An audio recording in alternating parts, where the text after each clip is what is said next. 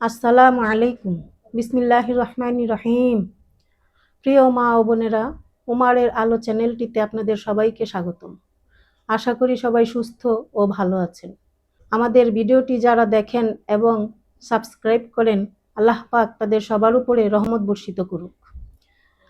রোজার কাফফারা কিভাবে আদায় করিতে হইবে তাহার বাকি মাসালাগুলো আমি আপনাদের সামনে তুলে ধরছি। যদি একজন মিসকিনকে ৬০ দিন সকাল বিকাল পেট ভরিয়া খাওয়াইয়া দেয়, বা একই জনকে ৬০ দিন ৬০ বার সৎকায়ে ফেতরার পরিমাণ গম বা তাহার মূল্য দেয়, তাহাতে কাফফারা আদায় হইয়া যাইবে। যদি ৬০ দিন পর্যন্ত খাওয়াইবার বা মূল্য দিবার সময় মাঝখানে ২-১ দিন বাকি পড়ে, তবে তাহাতে কোনো ক্ষতি নাই। একাধারে ৬০ দিন না হইলেও সর্বশুদ্ধ ৬০ দিন খাওয়ানো হইলে বা মূল্য দেওয়া হইলে তাহাতেই চলিবে।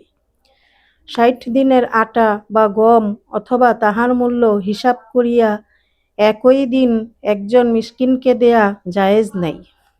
দিলে মাত্র একদিনের কাফফারা আদায় হইবে, বাকি ৫৯ দিনের পুনরায় আদায় করিতে হইবে। এইরূপে যদি একদিন একজন মিসকিনকে ৬০ বার দেয়, তবুও মাত্র একদিনেরই কাফফারা আদায় হইবে, বাকি ৫৯ দিনের পুনরায় আদায় করিতে হইবে।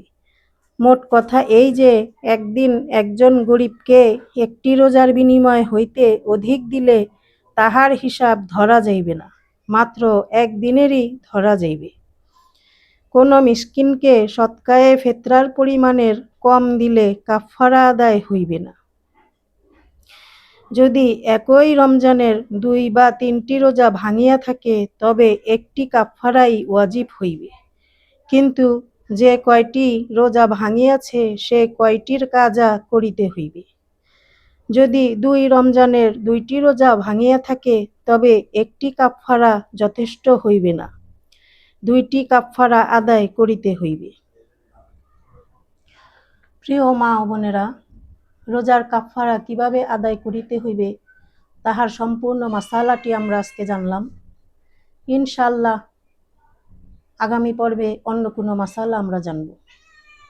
আল্লাহ পাক আমাদের সবাইকে আমল করার তৌফিক দান করুক।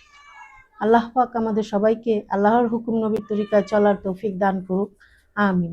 আসসালামু আলাইকুম।